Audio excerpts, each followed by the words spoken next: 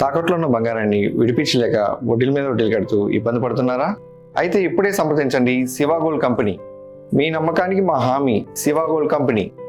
పశ్చిమాసియాలో ఉద్రిక్తతలు తారాస్థాయికి చేరుకున్నాయి. అమెరికా, ఇరాన్ దాడులు, ప్రతి దాడులతో ఆ ప్రాంతం మళ్లీ దద్దరిల్లింది. హర్ముజ్ జలసంధిని మూసివేసినట్లు ఇరాన్ ప్రకటించింది. వాణిజ్య నౌకపై ఐఆర్జీసీ దాడి చేయడంతో అమెరికా మూడో విడత దాడులు చేపట్టింది. ఇరాన్ తీర ప్రాంతాలపై క్షిపణులతో విరుచుకుపడింది. ప్రతిగా గల్ఫ్ దేశాల్లోని అమెరికా సైనిక స్థావరాలపై ఇరాన్ కూడా దాడులు చేసింది. ఈ దాడులతో అమెరికా, ఇరాన్ యుద్ధానికి ముగింపు పలకాలన్న శాంతి చర్చల ప్రయత్నాలు ప్రశ్నార్థకంగా మారాయి.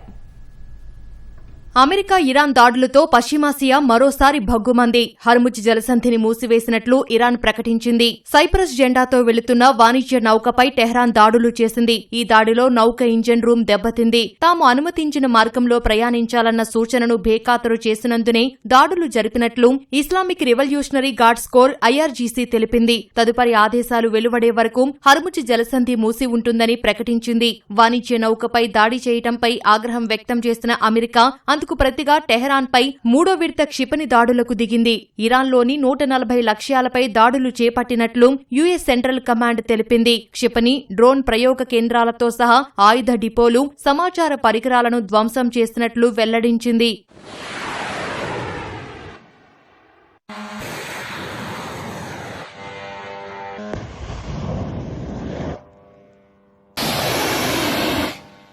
అమెరికా దాడుల నేపథ్యంలో ఇరాన్ సైతం ప్రతిదాడులకు దిగింది. గల్ఫ్ దేశాల్లోని అమెరికా సైనిక స్థావరాలపై దాడులు చేసింది. యుఏఈ, ఖతార్, బహ్రెయిన్, కువైట్, జోర్డాన్లపై డ్రోన్లు, క్షిపణులతో విరుచుకుపడింది. ఇరాన్ దాడులకు ముందు మిడిలీస్ట్ దేశాల్లో సైరన్ల మోత మోగింది. ఇరాన్ క్షిపణులను తమ గగనతలంలోనే అడ్డుకున్నట్లు ఖతార్ ప్రభుత్వం వెల్లడించింది. అయితే వాటి శకలాలు పడి పలువురు గాయపడినట్లు తెలిపింది. హర్ముజ్లో ఉద్రిక్తతల దృష్ట్యా ఆ మార్గం గుండా నౌకల రాకపోకలను తక్షణమే నిలిపివేయాలని ఖతార్ నిర్ణయించింది. తదుపరి ఆదేశాలు వచ్చే వరకు ఆంక్షలు అమల్లో ఉంటాయని పేర్కొంది. కువైట్ సైతం ఇరాన్ దాడులను అడ్డుకుంది. హర్ముజ్ జలసంధి సమీపంలోని ఈశాన్య ప్రాంతాలపై టెహరాన్ దాడులు జరిపినట్లు ఒమన్ ప్రభుత్వం వెల్లడించింది. ఇరాన్ క్షిపణులు తమ గగనతలం దాటలేదని యుఏఈ పేర్కొంది.